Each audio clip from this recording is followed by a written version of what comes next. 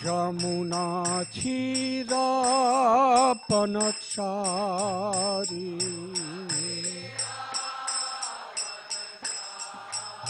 Jamuna Chirapanachari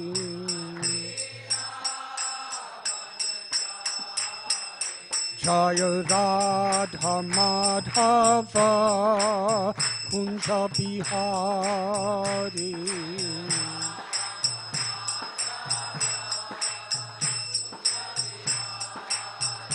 Jaya Radha Madhava Kunja Bihari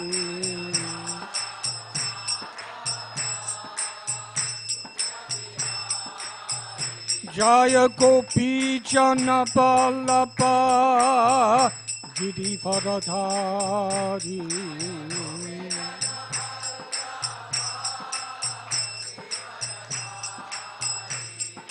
Gopi Jana Vallabha Girivaradhari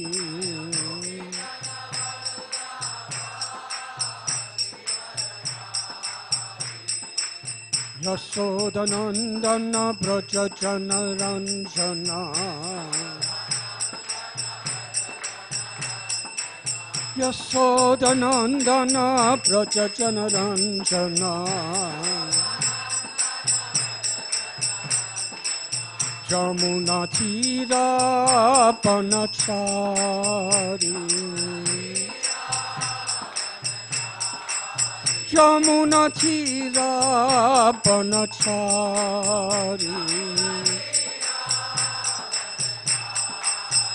Jaya Radha Madhava Kunja Bihari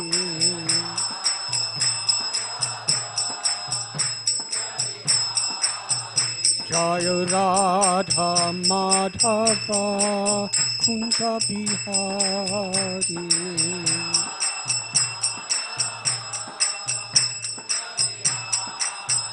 Jaya Radha Madhava Kunja Bihari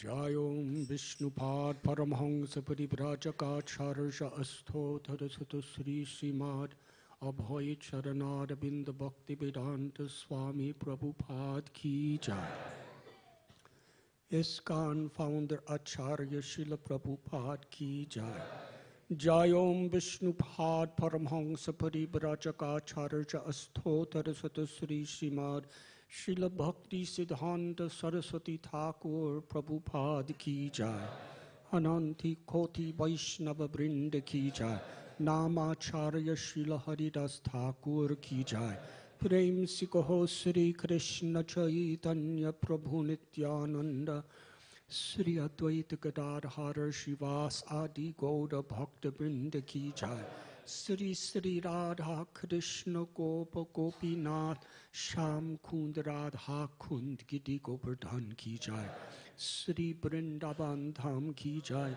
Sri Navadvip Shri Mayapur Dham Ki Jai Sri Jagannath Puri Dham Ki Jai Mathura Dham Ki Jai Dwarka Dham Ki Jai Ganga Mai Ki Jai Yamuna Mai Ki Jai Bhakti Devi Ki Jai Tulasi Devi Ki Jai Samaveda Bhakta Brinda Ki Jai Gauda Premanandi. All glories to the assembled devotees. All glories to the assembled devotees. All glories to the assembled devotees. All glories to Sri Guru and Sri Gauranga.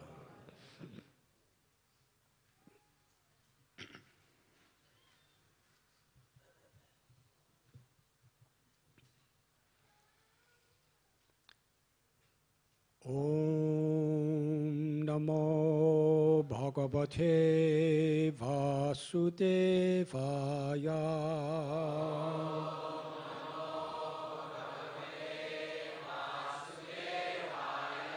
Om Namo Bhagavate Vasudevaya. Vasudevaya.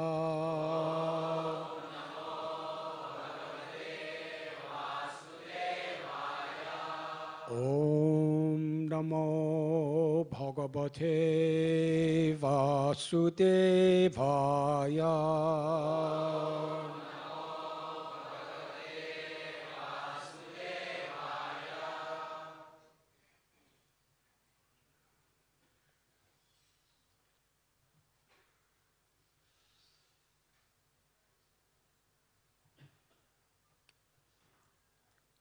Shri Bhagavan Uvacha. Ete Vaisu Mahotpatha.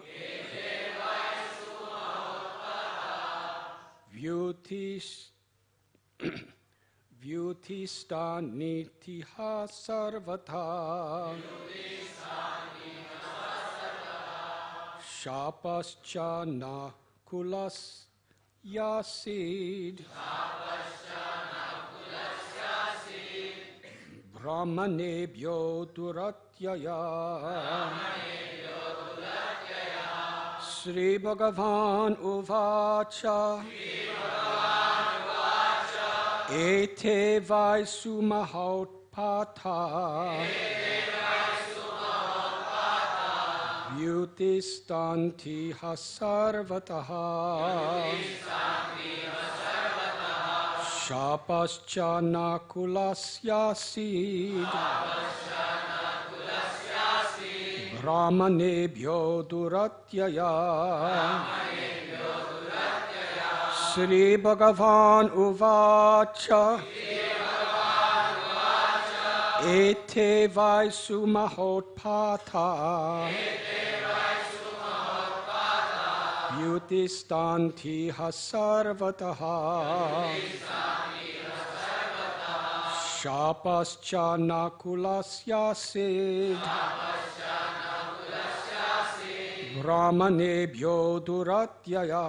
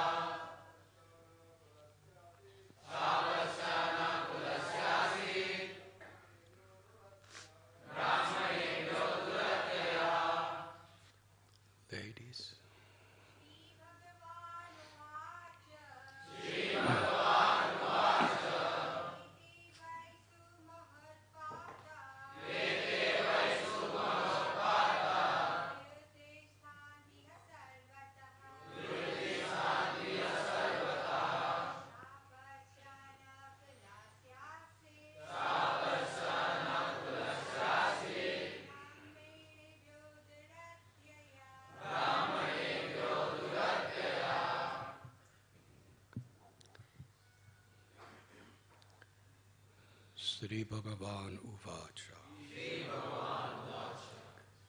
The personality of Godhead said, Ete, these, Vai, indeed, Sumaha Utpata, very great disturbances, Bhutistan, are rising up. Iha, here, Sarvata, on all sides. Shapa, the curse. Cha, and Naha, our. Kulasya, of the family. Asit, there has been. Brahmanebhya, by the Brahmins. Duratyaya, impossible to counteract. The Supreme Personality of Godhead said, "Our dynasty has been cursed by the Brahmins. Such a curse is impossible to counteract, and thus great disturbances are appearing everywhere around us. Navatsabhyam ihasmabhir, jivishubhir aryaka, prabhasam sumahat punyam, yasyamod yaivamachiram." My dear respected elders, we must not remain any longer in this place if we wish to keep our lives intact. Let us go this very day to the most pious place, Prabhas. We have no time to delay. Purport. Many demigods coming to the earth to assist Lord Krishna in his pastimes took birth within the Yadu dynasty and appeared as Lord Krishna's associates. When the Lord had completed his earthly pastimes, he wanted to send these demigods back to their previous service in universal administration. Each demigod was to return to his respective planet. The transcendental city of Dwarka is so auspicious that whoever dies there immediately goes back home, back to Godhead. But because the demigod members of the Yadu dynasty, in many cases, were not yet prepared to go back to Godhead, they had to die outside the city of Dwarka.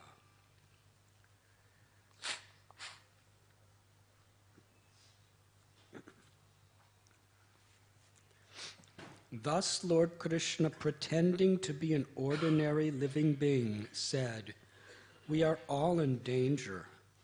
Let us all immediately go to Prabhas." In this way, by his yoga maya, Krishna bewildered such demigod members of the Yadu dynasty and led them away to the holy place, Prabhasa. Since Dwarka is Paramamangala, the most auspicious place, not even an imitation of inauspiciousness can take place there. Actually, Lord Krishna's pastime of removing the Yadu dynasty is ultimately auspicious. But since it outwardly appeared inauspicious, it could not take place in Dwarka. Therefore, Lord Krishna led the Yadus away from Dwarka. After having sent the demigods back to their planets, Lord Krishna planned to return to the spiritual world, Vaikuntha, in his original form and remain in the eternal city of Dwarka. Srila Bhakti Siddhanta Saraswati Thakur has made the following important comments on this verse. Prabhasa is a famous holy place located near the Veraval railway station within the region of Junagara. In chapter 30 of the 11th canto of Srimad Bhagavatam, It is written that after hearing the words of Sri Krishna, the Yadavas went to the mainland from the island city of Dwarka by means of boats and then traveled to Prabhasa in chariots. At Prabhasa Kshetra, they drank a beverage called Maireya and became engaged in a mutual quarrel. A great battle ensued, and killing each other with hard stalks of cane, the members of the Yadu dynasty acted out the pastime of their own annihilation. Lord Sri Krishna, manifesting his four-armed form, sat down under a peepal tree, placing his left foot, the heel of which was colored red like the red coconata lotus, upon his right thigh.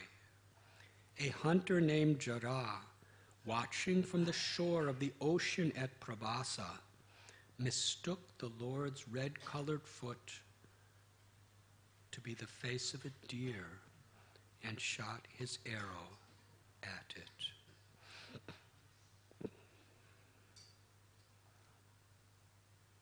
At the base of that same peepal tree, under which Lord Krishna had sat there, is now a temple.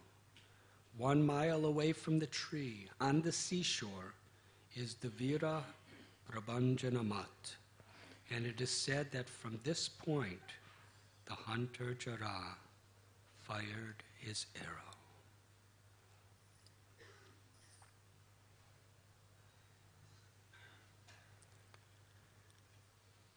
Om Agyantimidandasya Gyananjana Chalakaya Chakshurun Militam Yena Sri Gurave Namaha Sri Chaitanya Manobhishtam Sthapitam Yena Bhutale Swayam Rupa Kadamayam Tadati Swapadantikam Vandeham Sri Guru Sri Judapada Kamalam Sri Gurun Vaishnavamscha Sri Rupam Sagrajatam Sahakana Raghunathan Bitham Tam Sajivam Sadvaitam Savadutam Parijana Sahitam Krishna Chaitanya Devam Sri Radha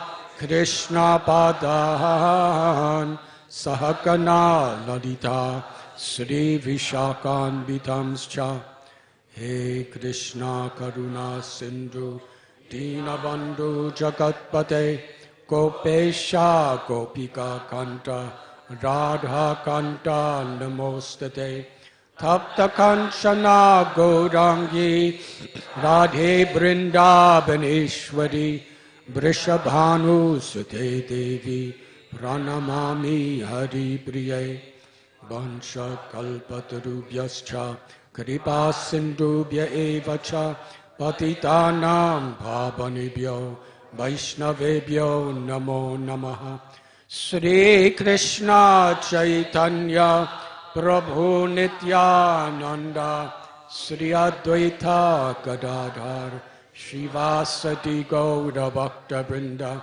Hare Krishna Krishna Krishna Hare Hare Hare Rama Rama Rama Hare Hare Hare Krishna Krishna Krishna Hare Hare Hare Rama Rama Rama Hare Hare Hare Krishna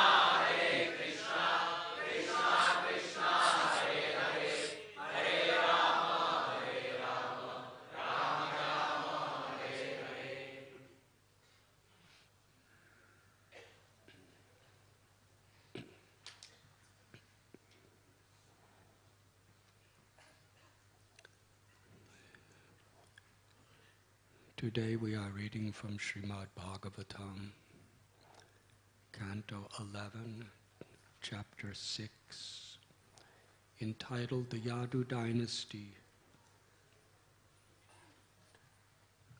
Retires to Prabhas. Text 34 and 35.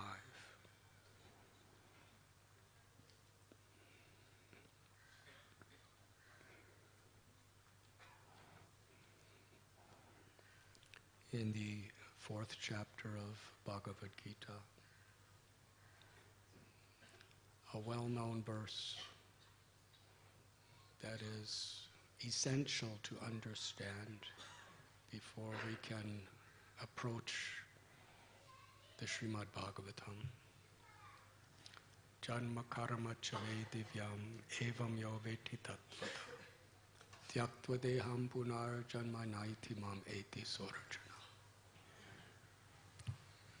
Krishna personally tells that the transcendental nature of my appearance and activities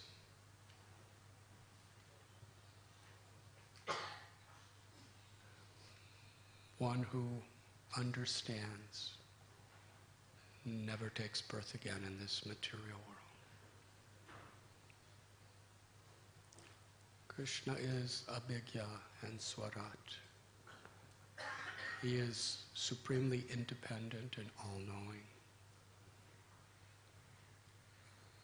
He's Achintya, inconceivable, and performs his pastimes in such ways that are inconceivable to be understood by the senses, the mind, or even the greatest material intelligence. It can only be understood when Krishna personally reveals the truth to us. That is his power. He is Vibhu, limitless. The jiva, the souls within this world, are Vibhinamsa, unlimited in quantity, in the sense that there are limitless spirit souls. But we are part and parcel of Krishna. The jiva can only understand the Paramatma by the will of the Paramatma when he reveals himself. Bhaktya mam abhijananti yavan yashchasmi tattvata. Krishna is not obliged to reveal himself to anyone, anywhere, at any time. We can perform incredible quantities and qualities of tapasya. We can become incredibly learned, famous. We can give large amounts of charity. Whatever we do,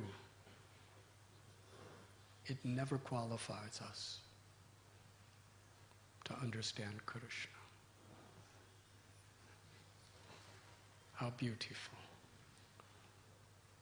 Krishna reveals himself according to his own sweet will. And by his own sweet will, he comes to this world personally, speaks Bhagavad Gita, performs many pastimes in various incarnations to teach us what pleases him and what Krishna is attracted. What is he attracted to that reveals himself, the unlimited, to little conditioned souls like us?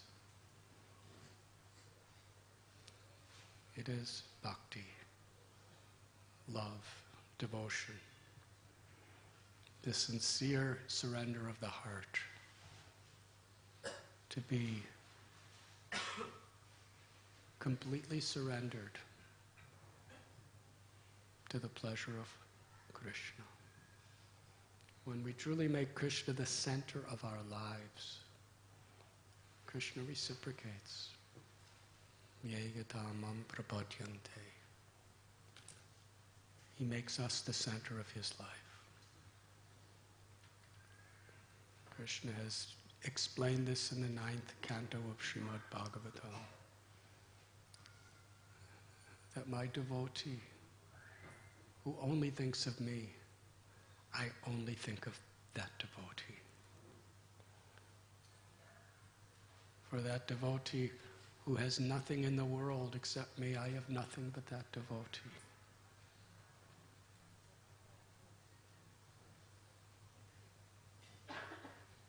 Krishna has the power to personally give his fullest energy to a single devotee, while simultaneously doing that for all of his devotees.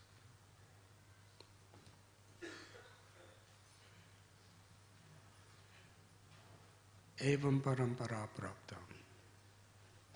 Therefore, in this world, the only way to actually know Krishna as he is as he reveals himself through the hearts of his true devotees. Tadvidi pranipatena pariprashnena sevaya. We approach a guru because a guru is one in parampara who reveals the truth, the transparent via medium by which Krishna reveals himself.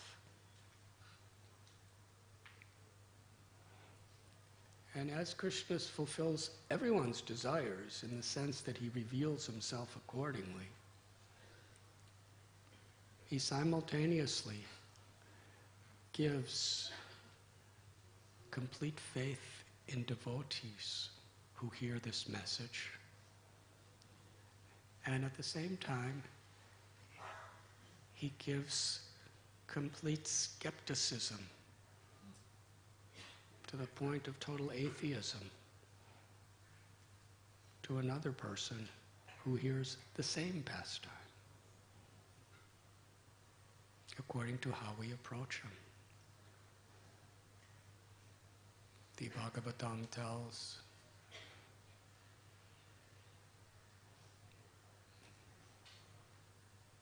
Vasudevi Bhagavati Bhakti Yoga Prayojata Janayat Yashu Vairagyam Jnanam Chayadohitakam. That the complete fulfillment of all knowledge and all renunciation are accomplished simply by rendering sincere devotional service, bhakti, to the Lord. Atapum birdvijastreshtas varnashrama vibhagasha shvanushtatasya dharmasya samsadir haritosha. The perfection of all our activities is simply to please Krishna. And Krishna tells that in order to get a taste to hear about Krishna, when we actually really have a taste to hear about Krishna, when by the mercy of Krishna and the Vaishnavas we develop true faith, then Krishna reveals himself. But Krishna tells that taste, Vasudevi Kata Ruchi, Syan Mahat Sevayavi Prapunya Tirtana Sevana. It's only possible when we have a proper service attitude to serve the devotees of Krishna, to be the servant of the servant of the servant. This was the message that Krishna spoke in Bhagavad Gita, that Sukadeva Goswami defined through so many stories in the Srimad Bhagavatam, and that Sri Chaitanya Mahaprabhu and his associates personified.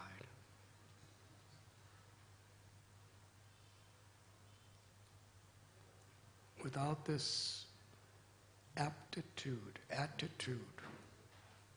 to see as the greatest treasure of our life, to please Krishna by serving his servants, we could never truly understand Krishna. We could memorize Krishna's Leelas, but if we don't do it in such a way that pleases Krishna, it simply remains theoretical.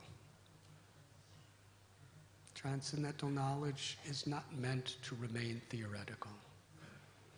It's meant to realize, to have direct experience. That experience comes when Krishna gives us that experience. In this particular section of Srimad Bhagavatam,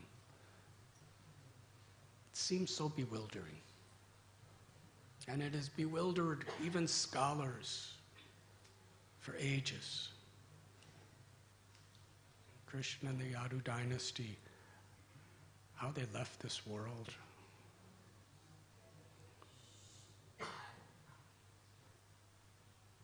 Srila Prabhupada said, if you want to show your love for me, then you cooperate with each other for the mission of Lord Krishna.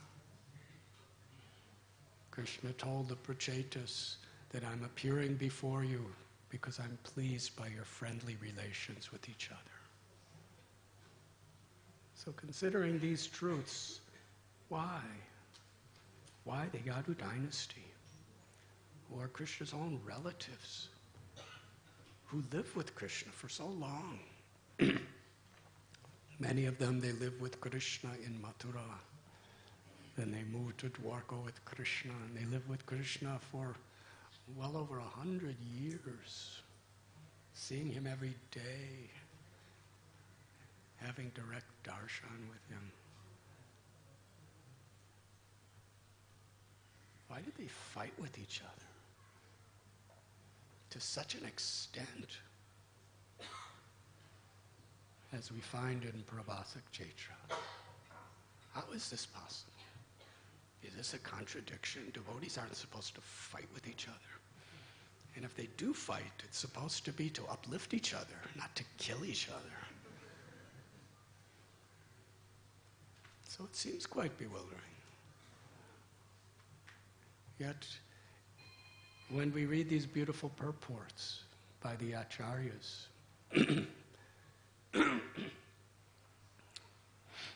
when we understand the Srimad Bhagavatam as it is,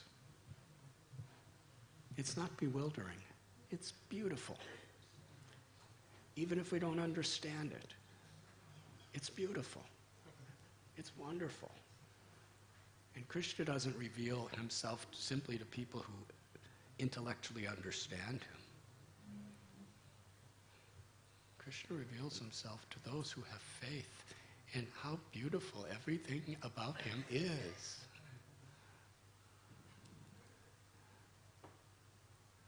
That's the proper understanding. Quantitative understanding of Krishna is impossible. Krishna is limitless in every way. But the qualitative understanding of Sharanagati, Krishna, I'm yours. When Krishna is pleased, then Krishna, you're mine. He gives us that understanding, that everything about Krishna is all attractive. Whatever Krishna does is supremely merciful to all living beings. Here we find in the purport the explanation that when Krishna told Brahma and the demigods on the shore of the ocean of milk that he would descend to fulfill the prayer of Mother Bhumi, to eliminate the miscreants, to reestablish true principles of religion, and to reveal his own divine pastimes. He would appear in the dynasty of the Brishnis and the Yadus, and Andaka, and that the demigods should expand themselves to take birth in those places to assist him in his pastimes, which they did. So many of the demigods are living in Dwarka. In Krishna, Dwarka is so auspicious on every level that if during Krishna's Leela, if anyone passes away in Dwarka, they must go back home, back to Godhead immediately.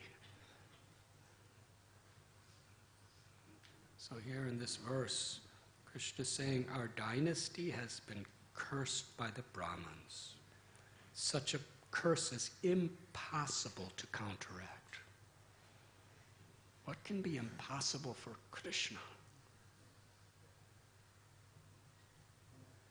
Krishna can do anything. Why is Krishna saying impossible? This is Krishna. If everything is possible for Krishna, that means it's possible for Krishna to make something impossible.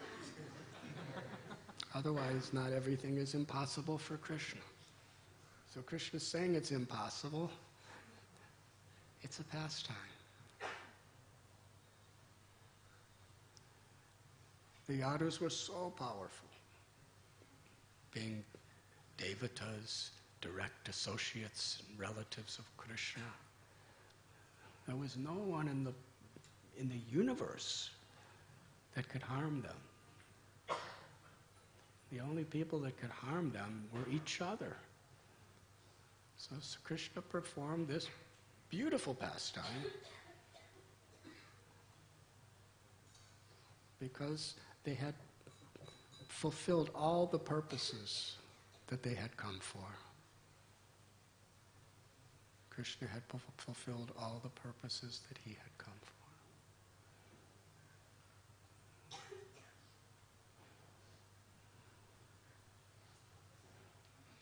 In Vrindavan, when Krishna left for Mathura, the ecstasy of the love of the Brijabasis in separation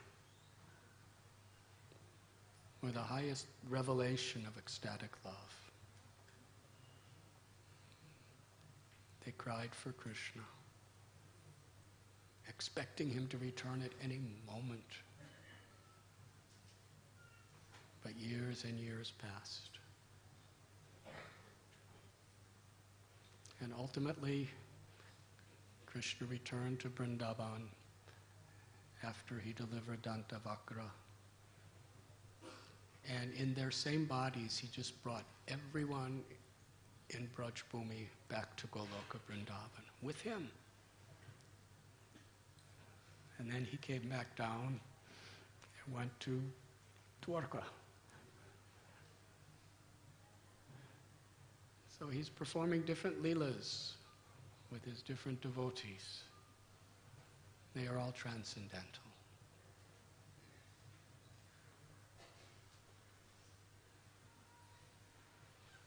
The Srimad Bhagavatam, the Bhagavad Gita, when we hear these messages from great souls in Parampara, everything makes sense. Otherwise, however scholarly we are, we have to speculate like anything to figure out what's happening. And we can never come to the conclusion. Tesham satata yuktanam bhajatam pariti purakavam dadami buddhi yogam tam yena mamupayanti te. That when we serve Krishna, when we worship him with love and devotion, Krishna makes everything known to us. Whatever we're supposed to know to awaken our love and devotion more and more, Krishna reveals to us. The month of December, so many of our devotees were distributing these books that Srila Prabhupada have written.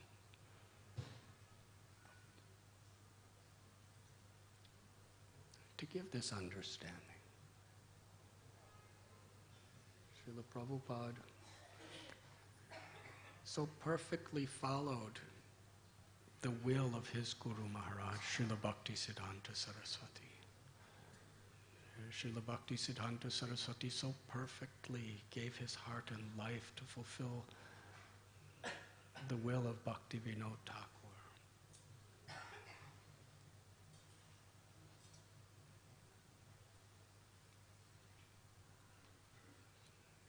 To make these transcendental literatures available to the devotees and to the people in general.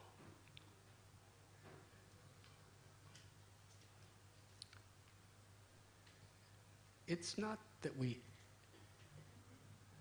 are destined to take things for granted, but it's a tendency. It's a strong tendency in humanity. Things that are so rare, when somehow or other they seem accessible, we don't see them as rare anymore. Therefore, it's very important to hear and to see everything in its proper perspective. Through the eyes of devotees, through the eyes of the scriptures.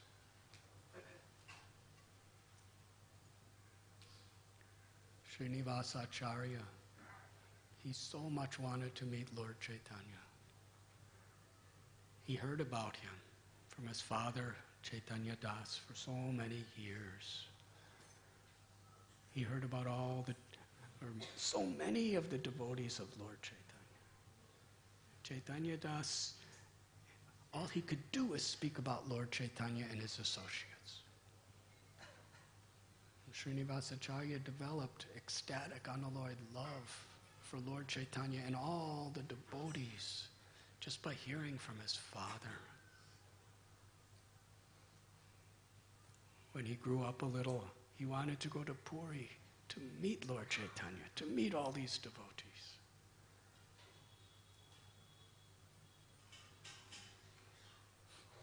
Sri Chaitanya Mahaprabhu appeared to him, please come to Puri. And he was rushing to Puri. And right in the outskirts of Jagannath Puri, he met some people who told him Lord Chaitanya Mahaprabhu has left the world.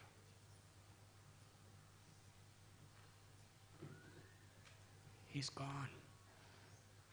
The only object of his attraction in his life to meet Lord Chaitanya was now finished. He fell to the ground unconscious. He had no reason to live. He actually decided to end his life. Lord Chaitanya appeared to him in his unconscious state and told him, go and study Srimad Bhagavatam from Gadadhar Pandit. He's at the Tota Gopinath temple. Gadadhar Pandit is Sri Radha, who has descended in Mahaprabhu's Leela. At Tota Gopinath temple, he met with Gadadhar Pandit, who was crying and crying in separation from Sri Chaitanya Mahaprabhu. Srinivasa Acharya told him what had happened. He said, well, Lord Chaitanya had already told me about you, and I've been awaiting your arrival. The only reason I continued living after he left is just to fulfill his wish to teach you Srimad Bhagavatam. But there's a problem. Every day for 3 hours at least, Lord Chaitanya would come here to Tota Gopinath temple for years and years, and we would recite and discuss Srimad Bhagavatam together, and as we would discuss these pastimes, so many tears of love flowed from both of our eyes when they fell on the pages. The script is not readable. So if you want to study Srimad Bhagavatam, you have to get another Srimad Bhagavatam. In those days, it's not that Srinivasa Acharya went to the Bhuvaneshwar airport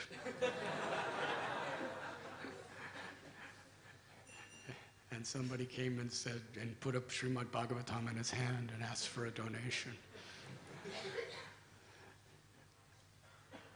It's not that there were book stalls. So rare. He had to walk all the way back to the Navadvip area. And he had to find a scribe to personally copy the entire 18,000 slokas of Srimad Bhagavatam. It wasn't ready-made. He had to find a Brahmin who could do that, and he had to sit and wait. There was no printing presses. There wasn't even pens and paper. Everything was done with so much devotion. Had to create dyes out of natural herbs underground and from flowers. Had to prepare palm leaves or parchment from trees to make paper. It's a whole process. It takes time to treat them. After making all the pages and getting the ink and creating a little pen from natural sources, then to write. After all the 18,000 slokas of Srimad Bhagavatam were given to Srinivasacharya, in the meanwhile, he was visiting so many great devotees and getting so many blessings. It was complete. By foot, the only way to travel in those days, he returned to Jagannath Puri. Now I could learn from Gadadhar Pandit. When he came to the outskirts of Puri, he heard some people talking. Gadadhar Pandit could no longer live in separation from Lord Chaitanya. He had left the world.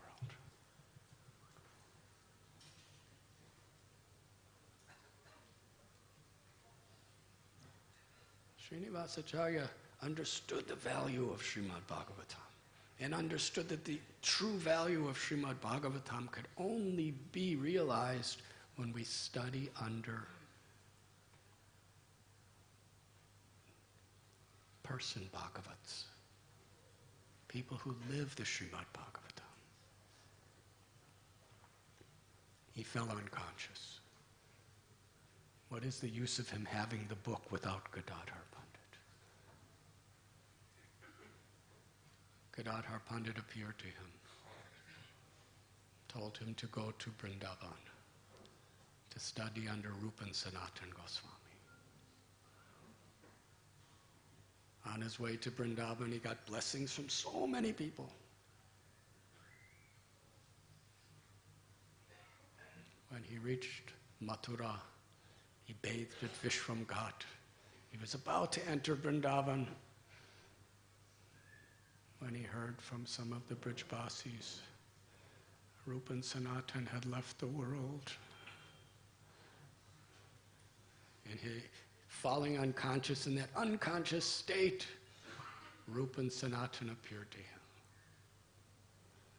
and told him he should take initiation from Gopal Bhatta Goswami and learn Srimad Bhagavatam from Jiva Goswami. Simultaneously, Sri Chaitanya Mahaprabhu, Rupan Sanatan Goswami appeared to Jiva Goswami and gave the same message, that Srinivasa is coming. Take him and give him shelter. And Gopal Bhatta Goswami must initiate him. And he appeared to Gopal Bhatta Goswami in a vision and told the same message, Rupan Sanatan. When Srinivasacharya arrived in Vrindavan, he saw the trees, the flowers, so many bumblebees buzzing enthusiastically, going from one flower to another flower to another flower, drinking nectar. Such a song. There were peacocks and peahens dancing. cawing. So many parrots and other beautiful birds flapping their wings, going from branch to branch, singing wonderful songs. The forest of Vrindavan. He was seeing the spiritual world, the ultimate beauty. He went to the temple of Govinda Dev. And taking darshan of Shri Radha Govinda, he just sat in a secluded place and cried. Meanwhile, Jiva Goswami went to visit Gopal Bhatta Goswami. Jiva Goswami bowed down and placed his head at the feet of Gopal Bhatta Goswami, and they both cried because they both had the visions of Rupa Goswami. They were so much anticipating the arrival of Srinivasacharya. Jiva Goswami went to Radha Govinda and found Srinivasacharya crying in separation. He lifted up and brought him to Radha Damodar temple and offered him to Sri Sri Radha Damodar, the Murti that Rupa Goswami personally carved for him.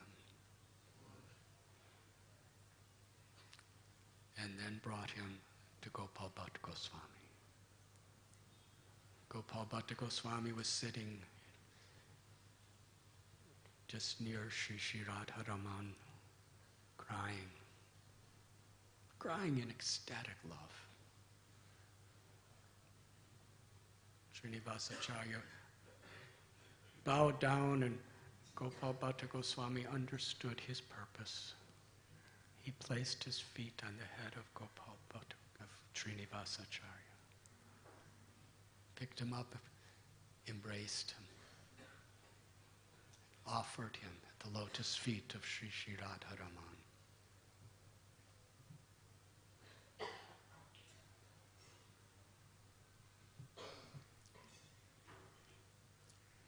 Yes, Srinivasacharya really understood the value of these transcendental literatures.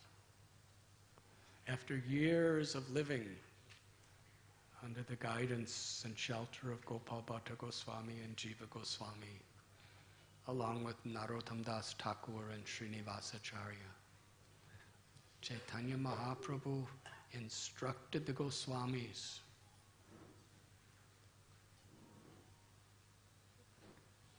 to send Srinivasacharya and his two dear brothers to distribute the Goswami's books in Bengal. There was only a single copy of each book. Bhakti Rasamrita Sindhu, Brihad Bhagavatamrita. Rupa Goswami and Sanatana Goswami had already disappeared from the world. And their own handwritten manuscripts were in the care of Jiva Goswami. There was a wonderful little library.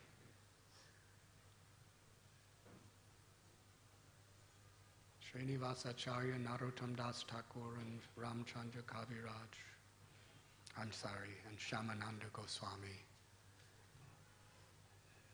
They were given the instructions to take these most valuable treasure houses of mercy to Bengal to have them copied by scribes.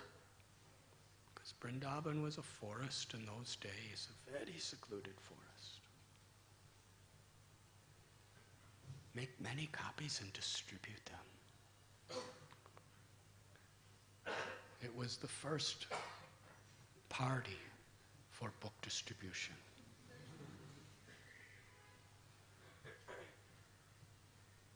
In the Gaudiya Sampradaya. They loaded them on ox carts. And many of you know the story. when they came to a place called Vana Vishnupuram, while they were sleeping at night, all the books were stolen. They were wandering everywhere they couldn't find. This was their responsibility.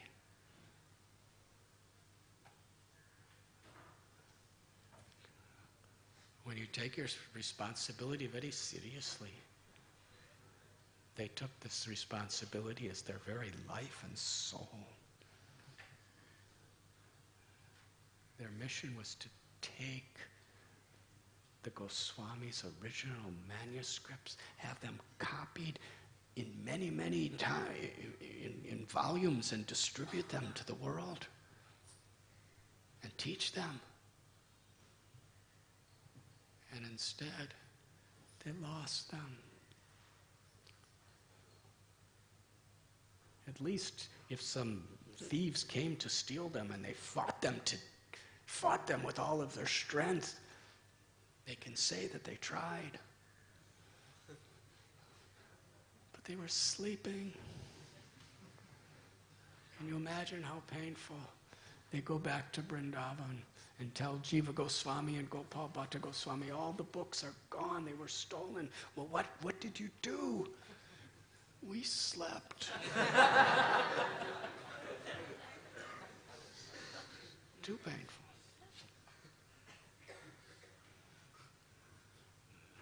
So you see, Krishna really made a wonderful pastime. When ultimately Srinivasacharya recovered the books, and King Birambir became his disciple. He's the one who stole them through his dacoit robbers. He and his queen. Then King Birambir made every single person in the whole kingdom disciples of Srinivasacharya. It's the first Gaudiya Vaishnava kingdom. And gave every bit of support for the distribution of these books. But considering everything, Srinivasacharya, he understood the value of these books.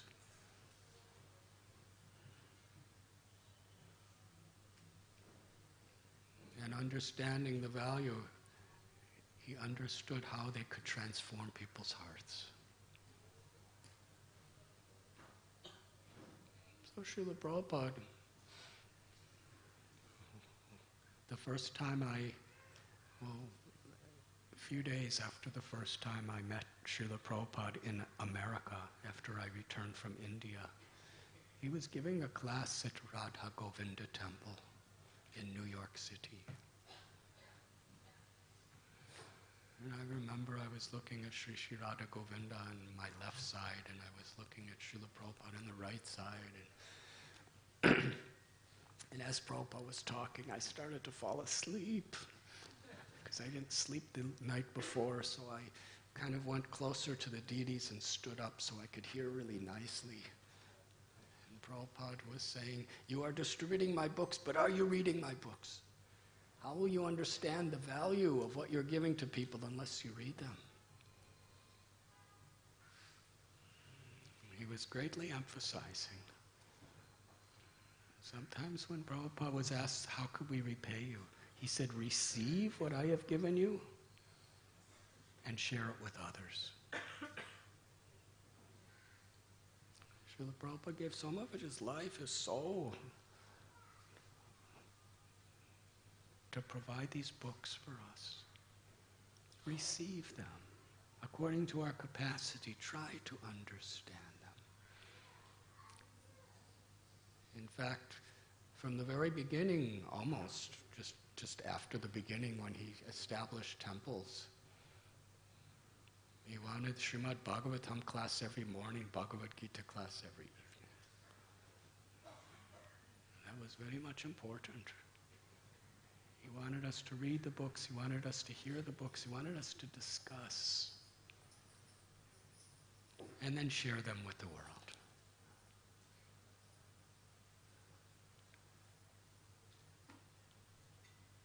So So since we have just concluded our wonderful festival of distributing books for the month of December, I'd like to speak something about the festival that we're celebrating today. It is the appearance day of Gopal Bhatta Goswami, who was the initiating spiritual master of Srinivasacharya.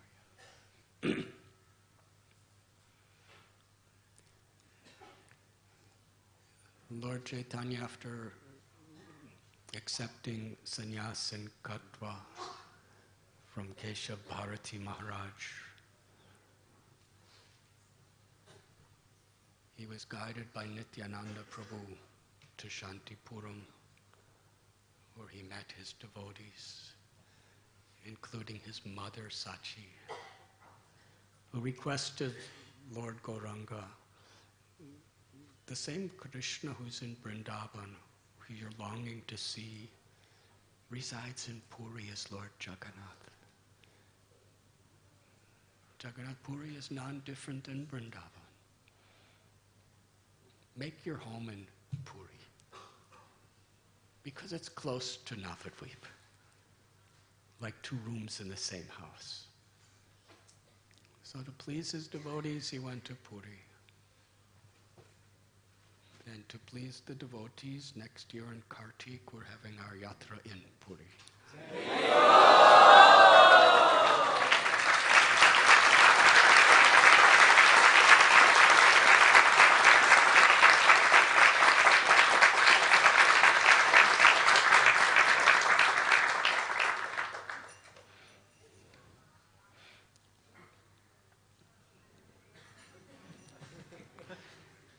After being in Puri very briefly, enough time to deliver Sarvabhauma Bhattacharya, Lord Chaitanya decided to go on a tour of South India. He departed. Srila Krishnadas Kaviraj Goswami so mercifully describes Lord Chaitanya's tour of South India. Wherever he went, he infused the hearts of everyone with ecstatic love for Krishna. Kurmakshetra,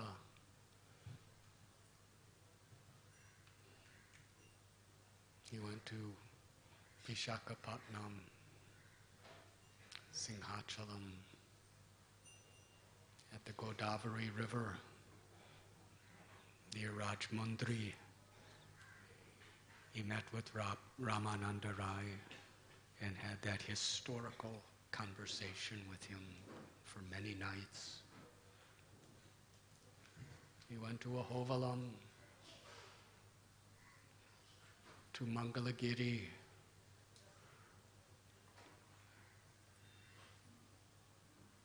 so many holy places, Kanchipuram, Tirupati.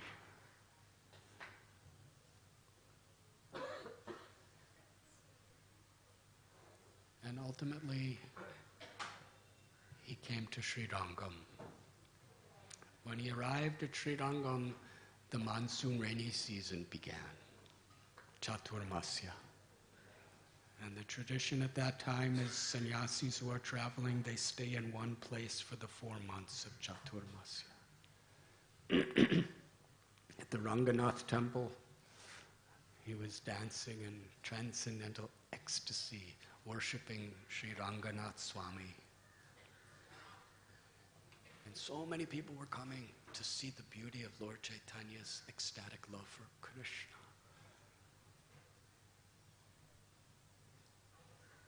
One great devotee, a pure devotee of Ranganath, Venkata Bhatta, invited Lord Chaitanya to his home.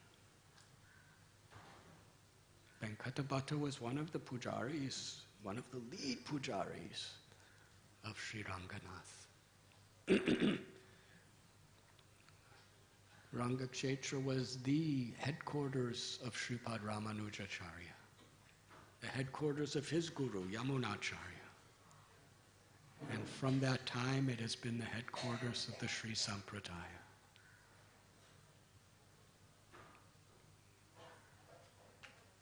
This year, we have observed the 1000th anniversary of the appearance of Sripad Ramanujacharya in Sri Purambudur.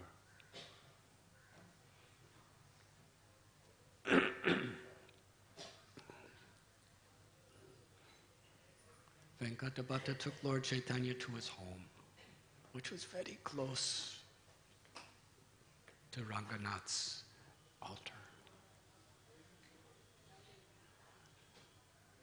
He had two brothers,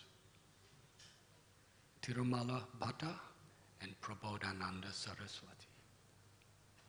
And he had a son who was about 7 years old. His name was Gopal.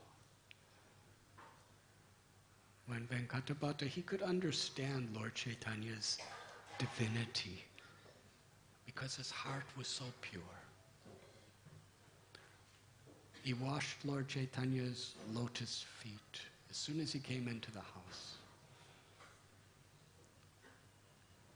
and distributed that Charanamrita to his brothers and to little Gopal. When the Charanamrita, the foot wash of Sri Chaitanya Mahaprabhu, sprinkled on the head of little Gopal Bhatta, and he drank some of that water. The child incessantly cried. Ecstatic love awakened in his heart. He surrendered his heart and soul to Sri Chaitanya Mahaprabhu.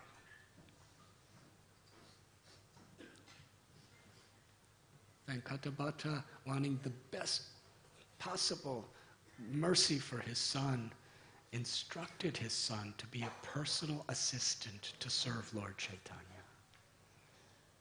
Every day he would massage Lord Gauranga's lotus feet and his legs. He would render very simple menial services. Whatever Lord Chaitanya would need, he would just go and run and bring to him. It was very simple, but with so much devotion, so much emotion, so much sincerity to please the Lord. During that time was a very historical discussion. Sri Chaitanya Mahaprabhu was very pleased to see the pure, unalloyed devotion that Venkatabhatta, Trimala Bhatta, and Prabodhananda had for Lakshmi Narayan. Their conception was Lakshmi Narayan as the supreme cause of all causes, who expands as Krishna and Ram and Narasimha and so many other forms within this world. Because it appears like this, because Krishna takes birth in Mathura. Ramchandra takes birth in Ayodhya. Narasimha Dev takes birth from a pillar. Vamana Dev takes birth from Brahma's nose. So like that. But Narayan, he doesn't take birth. He's living in Vaikuntha. So all of these great incarnations are all expansions of Narayan. This was their faith. Lord Chaitanya was very pleased because Narayan and Krishna are the same. One day, after being there for so many months, Lord Chaitanya said to Venkatabhatta, Narayan is supreme, and Lakshmi is eternal consort. She's eternally on his chest. But why did Lakshmi perform severe tapasya according to the scriptures to enter into Krishna's Rasa Leela?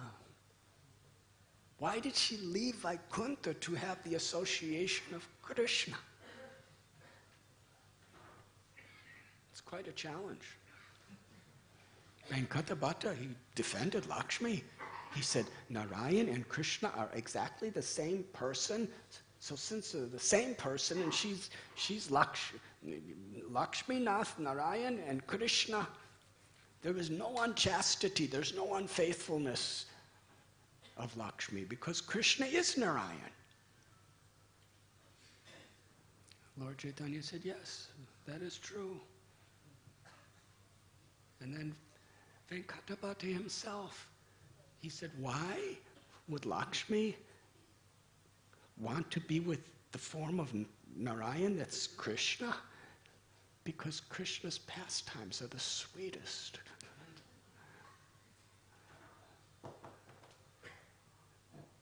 So Lord Chaitanya was happy to hear that answer. Then he asked one more question. Yes, Narayan and Krishna are the same person. Lakshmi is perfect. But why is it, even after performing all of these austerities, Lakshmi was not allowed to enter into the Ras Mandala with Krishna and gopis? Venkatapati was bewildered. How do you answer that question? He was a great scholar of Vedas, Vedanta. He knew that this is true, but he couldn't answer. He said, you are the Supreme Personality of Godhead, Narayan, who's also Krishna, so you have to tell me because I don't know. Lord Chaitanya revealed,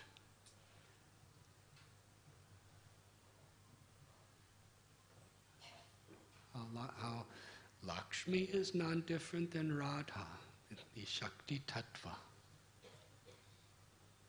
And they are both eternally existing. But Lakshmi worships Narayan in Aishwarya Bhav. Ecstatic love, seeing the majestic power and glory of the Supreme Lord of all Lords, Narayan. But in Vrindavan,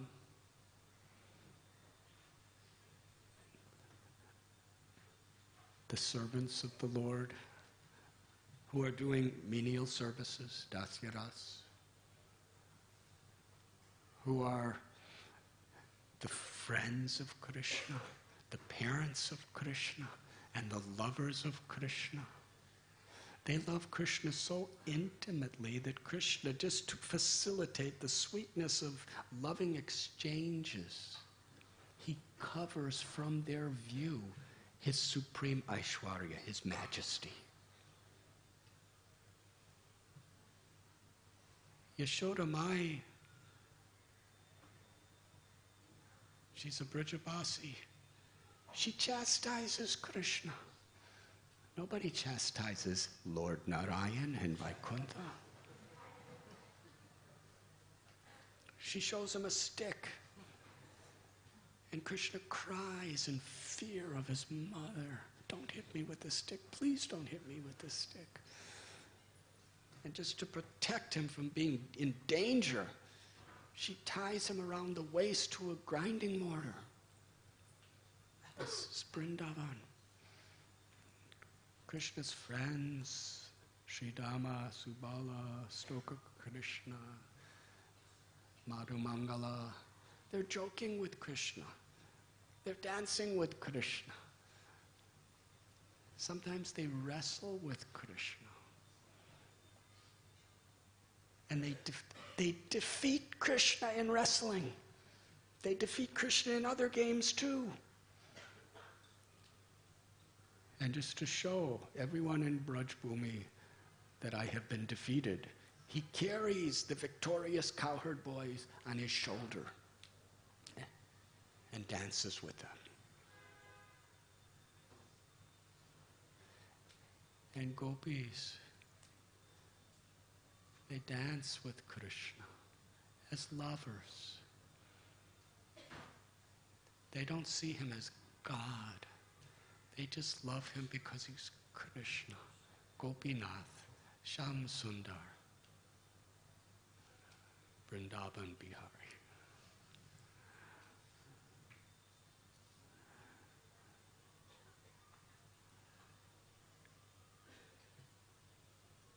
Yashoda Mai, she heard that Krishna ate dirt. In Vaikuntha, Narayan doesn't eat dirt.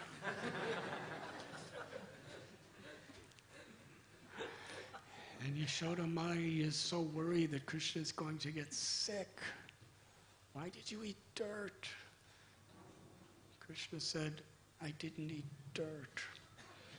In Vaikuntha, Narayan is the absolute truth. He doesn't do these things.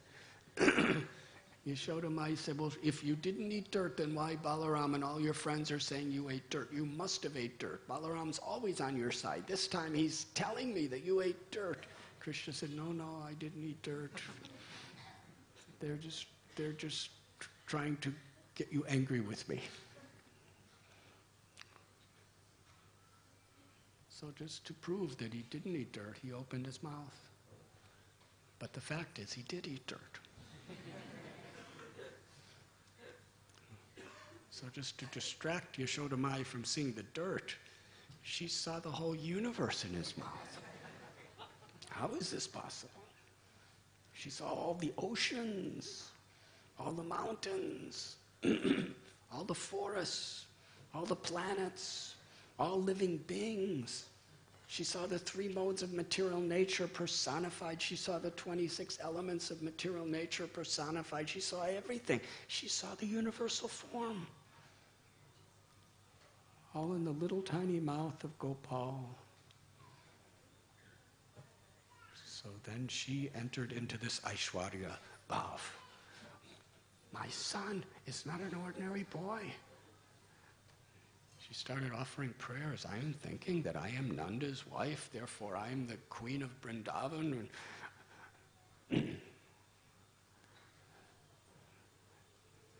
Krishna closed his mouth.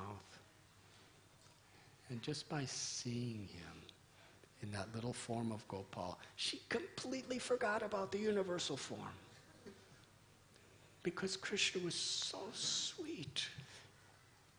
I'm your mother, and she embraced him and started feeding her own milk to him.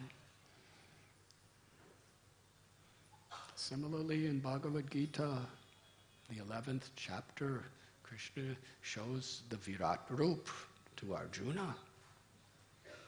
Amazing, incredible, unbelievable. What did he see? But Arjuna was trembling in fear. He said, please, Krishna, take this vision away.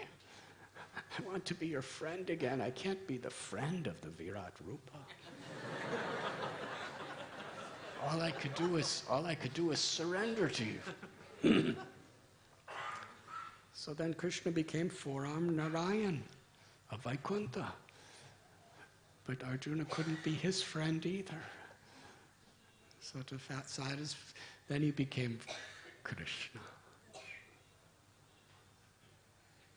Apparently in a human form. And then Arjuna was completely happy. Yes, my Krishna. Lord Chaitanya told story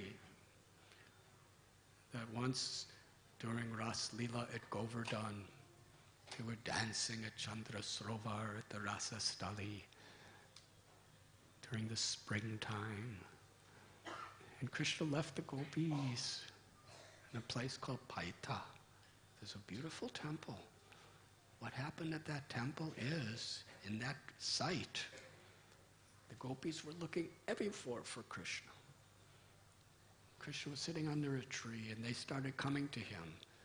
He manifested his form of Narayana, Vaikuntha, with 4 arms, majestic, beautiful, holding the conch shell and the club and the disc and the lotus flower.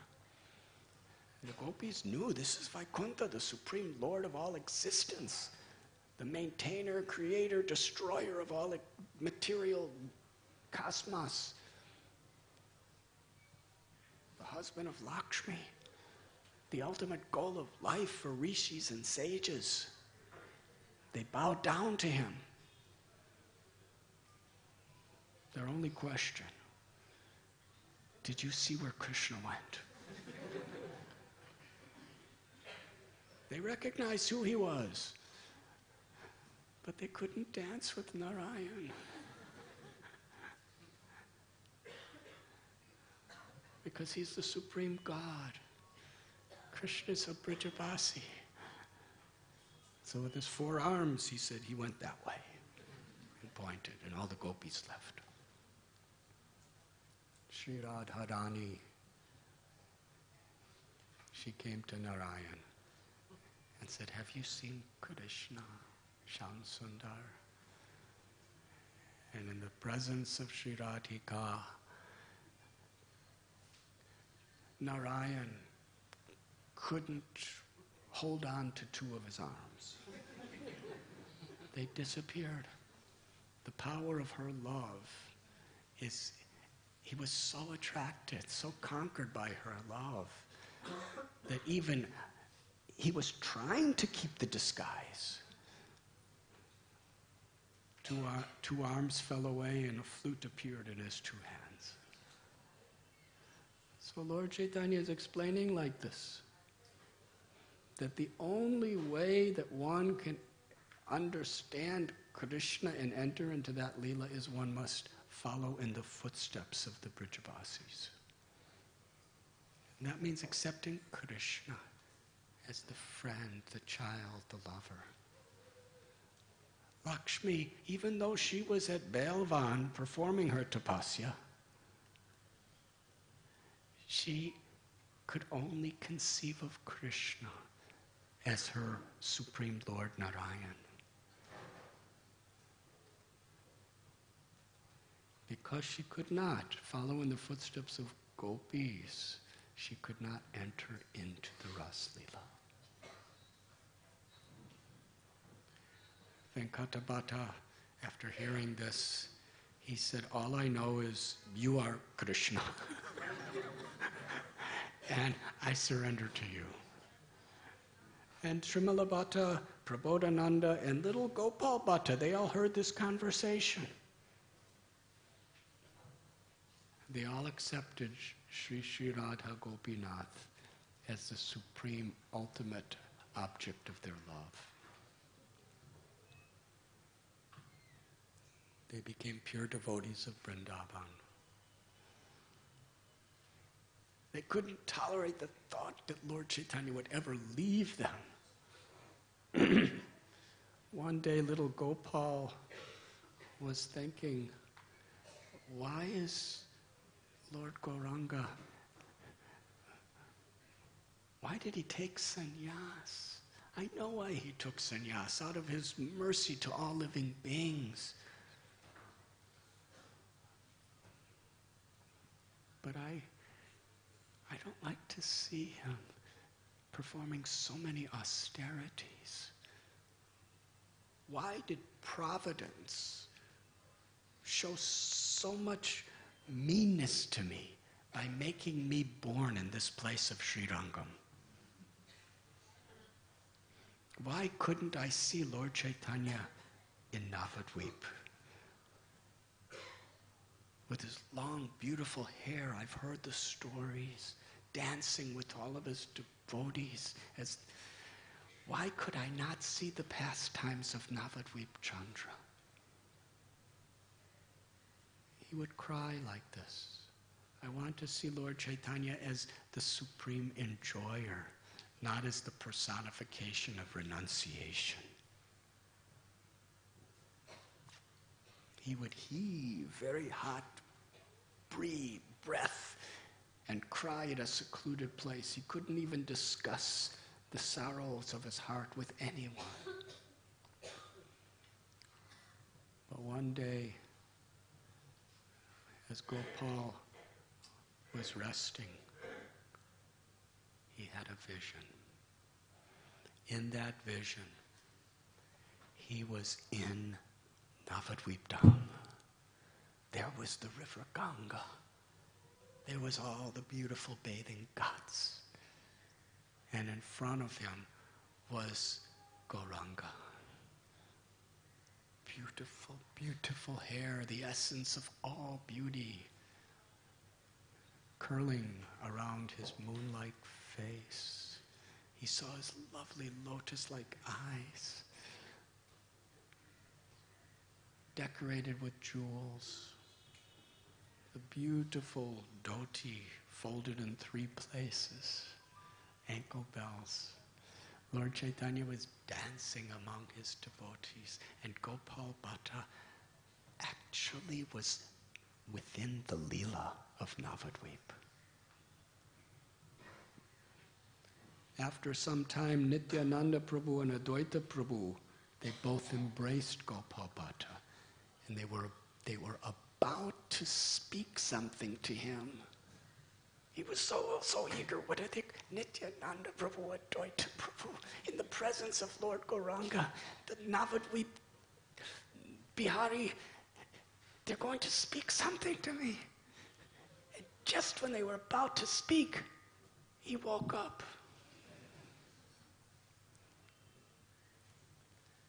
This dream so much awakened deeper ecstasies of his love. He immediately, the small boy, ran to where Lord Chaitanya was sitting. And when he came to Lord Chaitanya, he bowed down, and Lord Chaitanya manifested his form of Shamsundar. He had a dark complexion like Tamal tree. He was playing upon his flute for Gopal.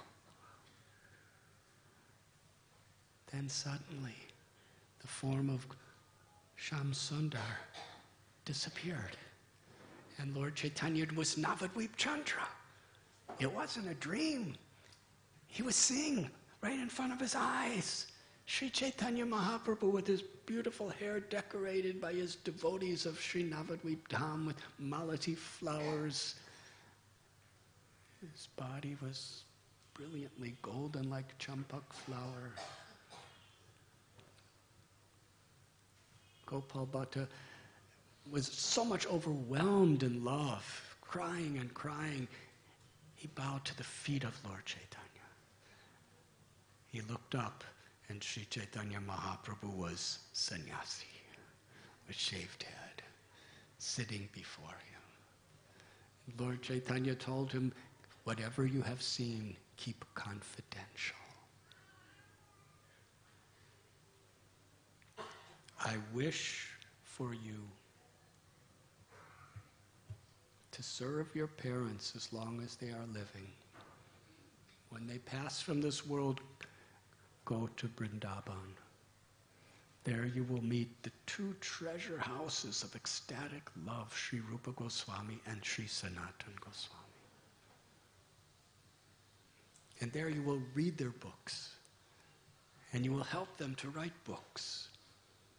And in Vrindavan, you will have many disciples, and your disciples will spread the message of pure devotional service throughout the world. Lord Chaitanya lifted little Gopal Bhatta and put him on his lap and bathed Gopal with his own tears. Little Gopal was crying, bathing Lord Chaitanya's body, and Lord Chaitanya was crying and bathing little Gopal's body with each other's tears.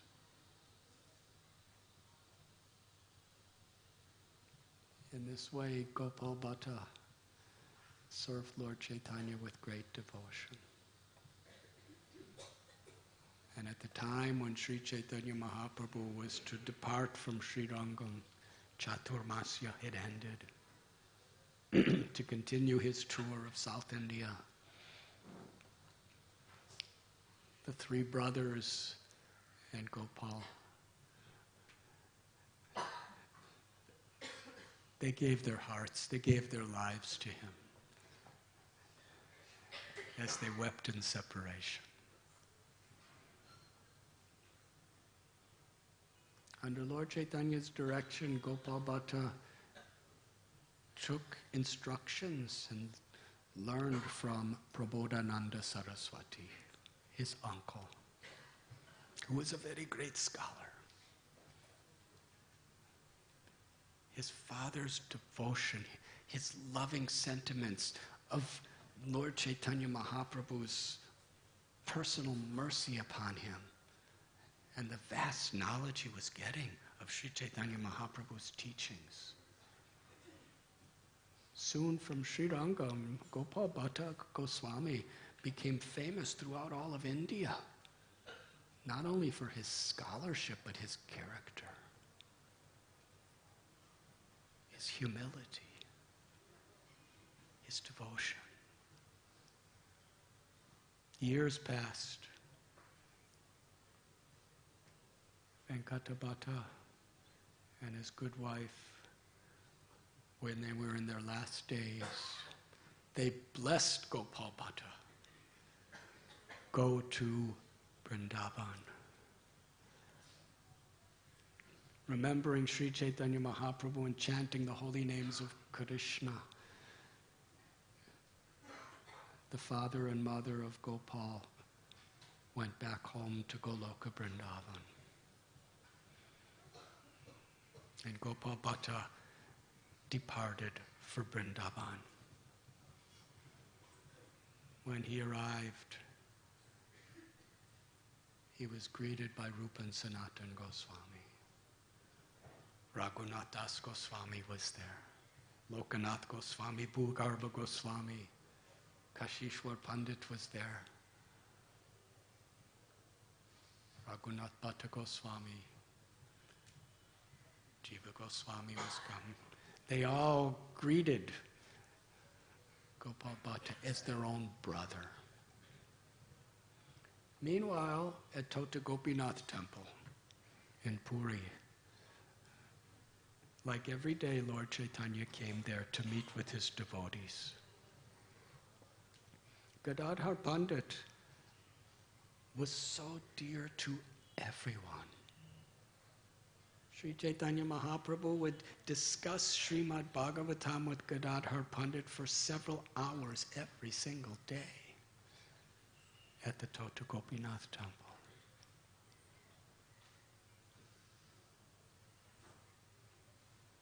Narahari, the author of Bhakti Ratnakar, describes how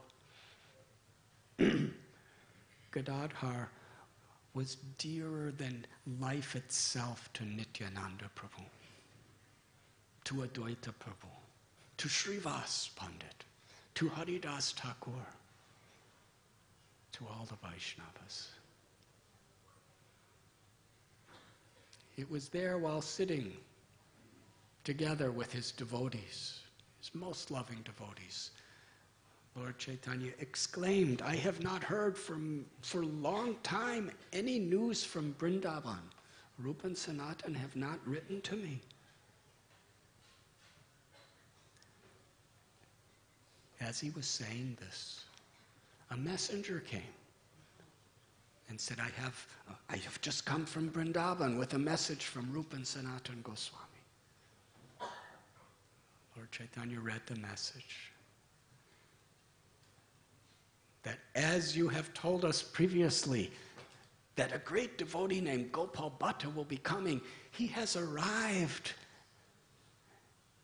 Such a celebration of the hearts of all of us. We are now united with Gopal Bhatta. He has accepted us as his brother. We have accepted him, all of us, as his brother. Lord Chaitanya was overwhelmed with happiness to hear how devotees were appreciating each other, how devotees were completely united with respect and love for each other. He wrote a beautiful letter back to Rupa and Sanatan. He said, please take nice care of Gopal Bhatta Goswami. That will be my greatest pleasure. He sent gifts to all the Goswamis. To Gopal Bhatta Goswami, he sent his own kopan. He sent a belt, sent a garland, and sent a wooden seat that Lord Sri Chaitanya Mahaprabhu would personally sit on this seat when he would do his puja. He sent it to Gopal Bhatta to do his puja. And by the mercy of Sri Chaitanya Mahaprabhu, Rupa and Sanatan engaged Gopal Bhatta to be pujari for Radha Govinda Dev. They lived together in this way.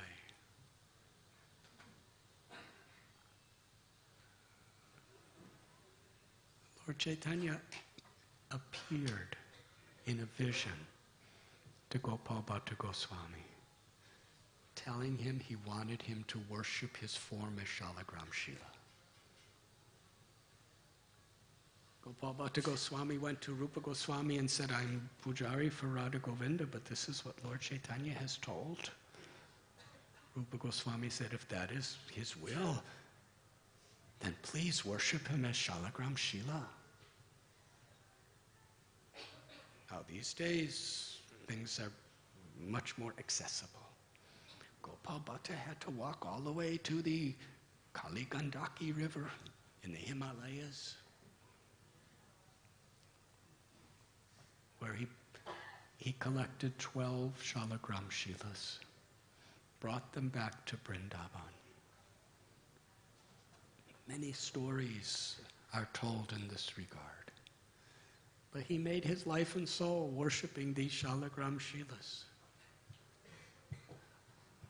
One time, a very great devotee who was quite wealthy came to Vrindavan to give ornaments for the deities of all the Goswamis. Crowns and flutes and necklaces and cloths. And he also gave to Gopal Bhatta Goswami. Gopal Bhatta Goswami placed them in front of a little shalagram, the Damodar Shila. And I wish I could offer all these to you, but all I could do is place them in front of you.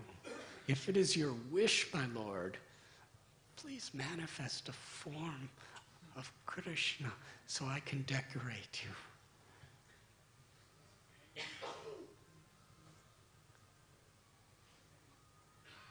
It is said that on Narasingha Chaturdasi,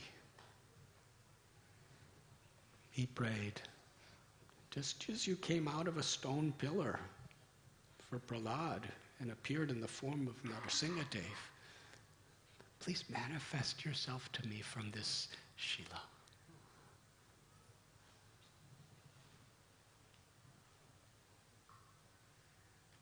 He put his Shalagram Shilas to rest, and he took rest. The next morning, the Purnima, the full moon, he went to take his bath in Yamuna, collected water from Yamuna, came back to perform his Seva Puja for Shalagram. To his great happiness, when he opened the doors to the little altar he had, the Damodar Shila had manifest a beautiful threefold bending form.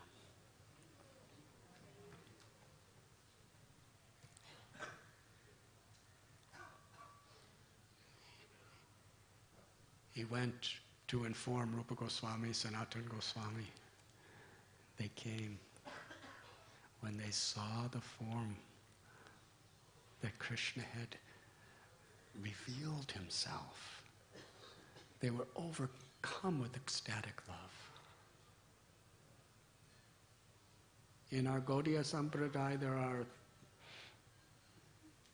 3 truths that are the very essence of all Vedic knowledge. Sri Chaitanya Mahaprabhu has taught in this way. Sambandha, Abhideya, and Prayojana. Sambandha, to re-establish our relationship with Krishna. to be attracted by Krishna and away from all the materialistic distractions of this universe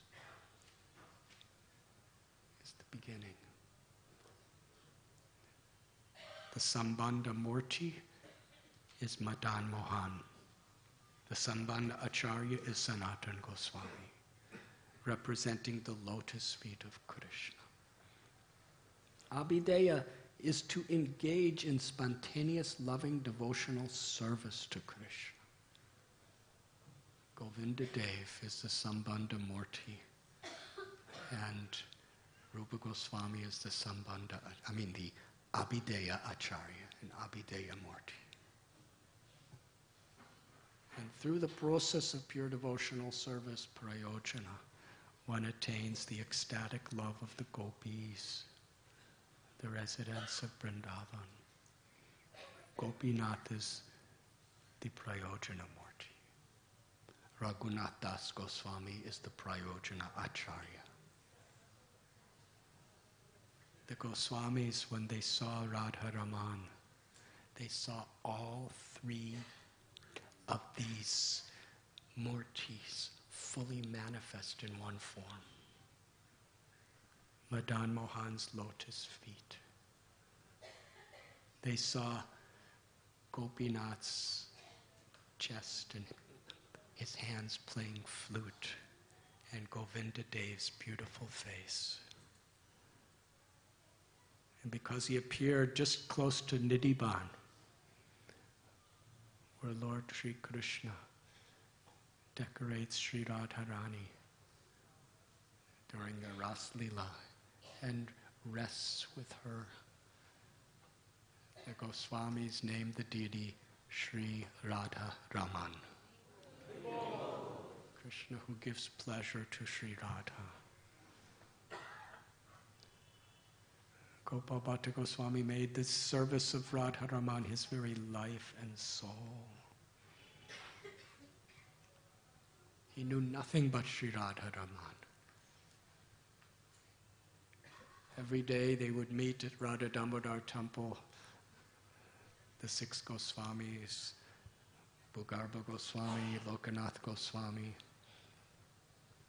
Rupa Goswami, Sanatana Goswami, Raghunath Bhatta Goswami, Raghunath Das Goswami, Gopal Bhatta Goswami, and Jiva Goswami. And their intimate associates. They would have kirtan there. They would take prasad there. They would share Krishna Katha there. They would discuss the books they were writing and how they're going to penetrate the world with Krishna consciousness. They would discuss their services of revealing and excavating the holy places of Krishna's pastimes to the world.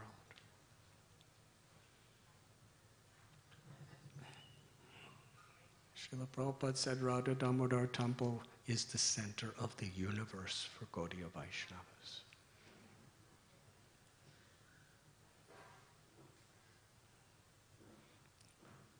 Gopal Bhatta Goswami would go back to where Radha Ramanji arranged for a beautiful temple to be built for him. He would sing for Radha Raman. He would make offerings of bhoga. He would offer the artis. He would dance. His life and soul was Radha Raman. But sometimes he would, not sometimes, always, he was constantly remembering the humble services he offered to Lord Chaitanya, Sri Gaur Chandra in Sri Rangam. It's Lord Chaitanya who has saved my life. He's my life and soul. It's only by his mercy that I have Sri Radharaman. He would be so absorbed in thinking of Lord Chaitanya, even when he was worshipping Radharaman, with such gratitude. My parents told me that my life and soul should be the service of Lord Gauranga. While he was thinking like this, Sri Radharaman, knowing his heart, personally, directly manifested the form of Lord Gauranga.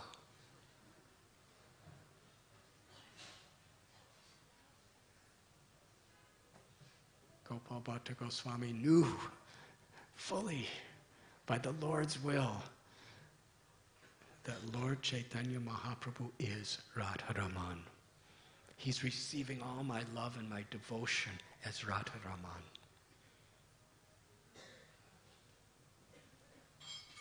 In this way, Gopal Bhatta Goswami, in ecstatic love, resided in Vrindavan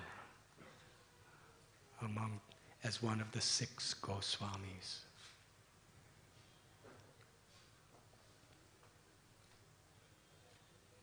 Along with Sanatana Goswami, he wrote the Adi Bhakti Vilas. Kavi Karnapur and Gaur Ganodashtipika.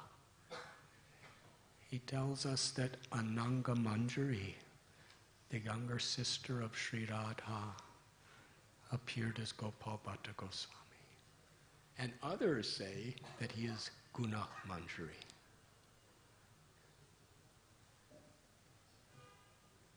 After Rupa and Sanatana Goswami departed from this world and Srinivasacharya came,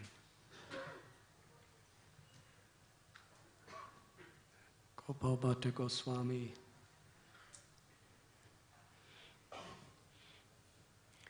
he could see in Srinivasacharya, Shamananda Goswami and Narottam Das Thakur how Lord Chaitanya Mahaprabhu's message was going to spread throughout the world.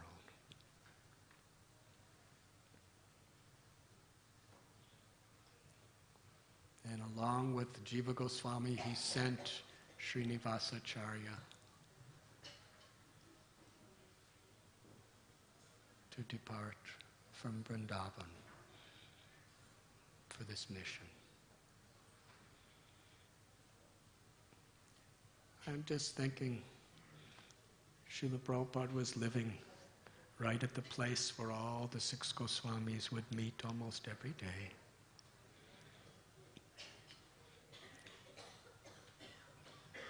Gopal Bhatta Goswami would travel around Braj Bhumi. In Sanket, one of his bhajan kutirs is there, as well as Radha Kund. In Sanket, his bhajan kutir was a hole in the ground, an underground cave. Some of us have been there during our yatras. Some years before, when the yatras were small groups, we would all go in the cave one at a time, because you had to crawl underground, and when you get to the cave, you can't stand up, because it's just stones. All you could do is sit. There's no windows, no cross ventilation. Gopal Bhatta Goswami would sit there for months at a time just chanting, remembering Krishna.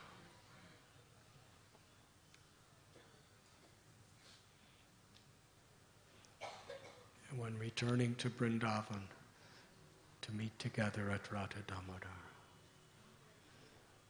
Srila Prabhupada lived there, in that very place. It was from Radha Damodar temple that Jiva Goswami specifically sent Srinivasacharya, Narottam Das Thakur and Shamananda Goswami to distribute these books. It was there that Srila Prabhupada, like the Goswamis,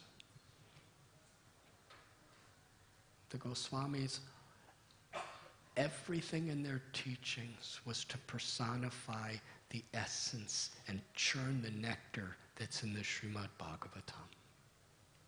Because Chaitanya Mahaprabhu said like this, Srimad Bhagavatam Amalam Puranam. In drama that we saw a few days ago, it was quoted. That Lord Chaitanya said the crest jewel of all the Vedas is the Srimad Bhagavatam, the Amala Puranam. The cream of all Vedic literatures. Sri Dhamma and Kishori made that beautiful play about Narada Muni. How he instructed Vyasadeva, "You are so unhappy. Why are you unhappy? You took the Vedas and made it into 4 Vedas, Rig Veda, Yajur Veda, Atharva Veda, Sama Veda. You wrote Upanishads, 108 Upanishads and more. You wrote so many Puranas, Itihastas, Vedanta Sutra.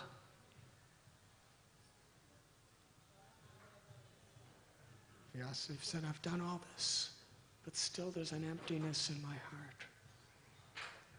Narada Muni said, you have not given a book that exclusively glorifies unalloyed pure devotional service. And you have not directly described the beautiful pastimes of Krishna in full.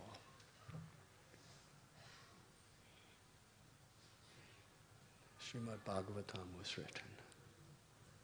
Culminates with Sri Radha's love for Krishna.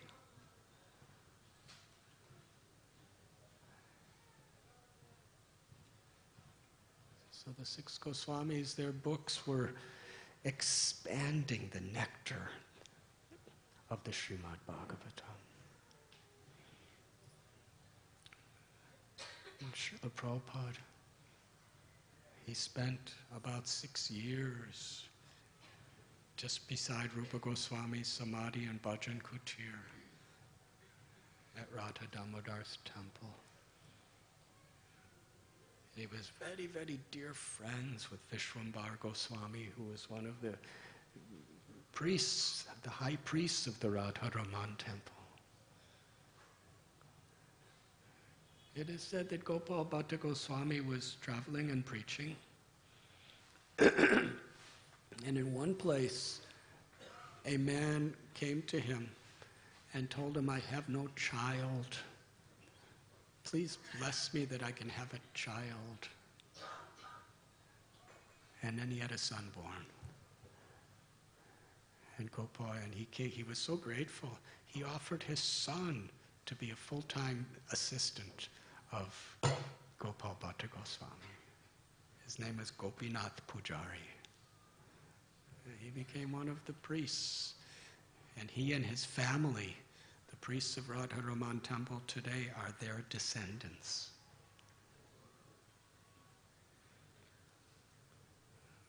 Srila Prabhupada, that was his life, living in Vrindavan, going to the temples of the 6 Goswamis, living in the very heart of the Goswamis' pastimes. The same mission. From the very place that Srinivasacharya, Narottam Das Thakur, and Shamananda were dispatched to distribute books all over the world, Srila Prabhupada departed from Vrindavan. He had come to Mumbai. It was here that he got his free passage on Jaladuta to New York. He traveled down by Sri Lanka, Kanyakumari. His ship stopped for some time in Cochin, where it was Janmashtami and Srila Prabhupada's 69th birthday. And it was there on Srila Prabhupada, on Janmashtami and his 69th birthday, that from Delhi the Srimad Bhagavatams arrived and were put on the ship. Srila Prabhupada traveled to America with Krishna in the form of Srimad Bhagavatam.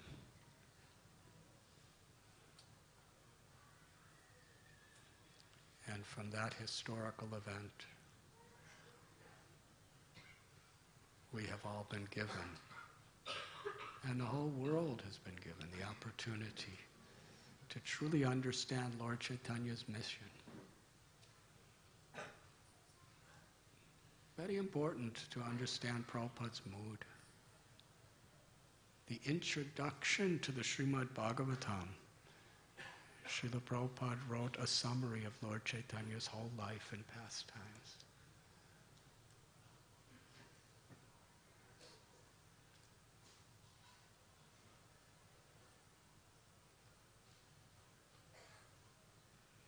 When Srila Prabhupada returned to India with devotees like Shyam Sundar Prabhu, who was with us at Radha Gopinath Temple today,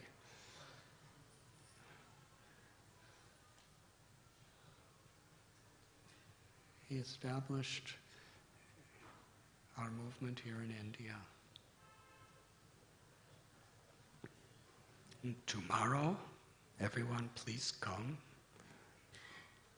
I'll speak something for Srimad Bhagavatam class, just to somehow or other get your attention. But in honor of Shyam Sundar Prabhu, I'll actually be on time tomorrow, at least it's my plan. The reason I'm late is for confidential reasons, because I take Ayurvedic medicine and certain things have to be resolved before I can come and give class. I'm not going to go into details.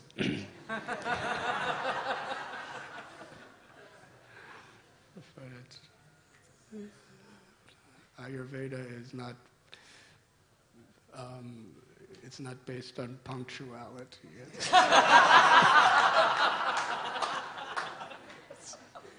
It's a gradual process.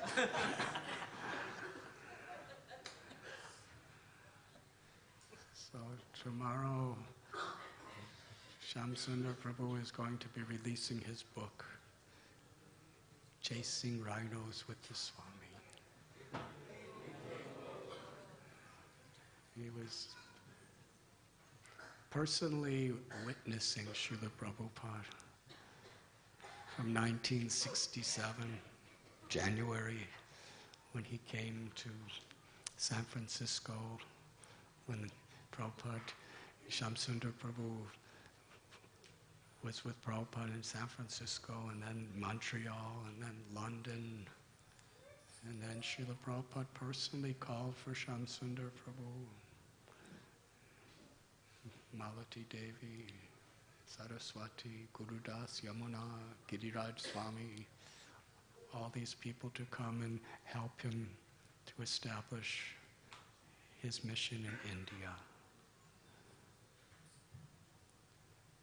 And of all places in India, Shyam Sundar loved Bombay. He just wanted to be in Bombay. He thought the people here and the excitement here was so special. But then somehow or other, Bombay became Mumbai. And it became even more exciting. So everyone, please come tomorrow. It will be very special. And today we're having Ratha Yatra in Dadar, Shivaji Park. What time does it begin? 3 o'clock the parade starts?